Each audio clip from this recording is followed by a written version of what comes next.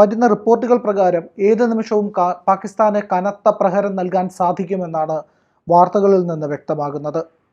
കഴിഞ്ഞ ദിവസം വ്യോമസേനാ മേധാവി എയർ മാർഷൽ AP സിംഗും നാവികസേനാ മേധാവി അഡ്മിറൽ ദിനേശ് കെ ത്രിപാഠിയും പ്രധാനമന്ത്രിയെ വെവ്വേറെ മീറ്റിങ്ങുകളിൽ വ്യക്തമായ ചർച്ചകൾ നടത്തിയിട്ടുണ്ട്. അതായത് ഏത് നിമിഷവും ഒരു ഉത്തരവ് കിട്ടിയാൽ, കേന്ദ്രത്തിൻ്റെ സർക്കാരിൻ്റെ ഒരു വാക്ക് കിട്ടിയാൽ ആ നിമിഷം തന്നെ കനത്ത പ്രഹരമേൽപ്പിക്കാൻ ഇരു സേനകളും സജ്ജമായി കഴിഞ്ഞു. അതായത് കരസേന നിരന്തരമായി പാകിസ്ഥാൻ്റെ വെടിനിർത്തൽ ലംഘനത്തിന് കനത്ത മറുപടി നിരന്തരമായി കൊടുക്കുന്നുണ്ട്. അതോടൊപ്പമാണ് ഇപ്പോൾ വ്യോമസേനയും നാവികസേനയും എല്ലാ സജ്ജീകരണം പൂർത്തിയാക്കി ഏത് നിമിഷവും തിരിച്ചടിക്ക് തയ്യാറാണ് എന്ന് പ്രധാനമന്ത്രി അറിയിച്ചിരിക്കുന്നത്. ഇതൊരു കനത്ത നീക്കമാണ്.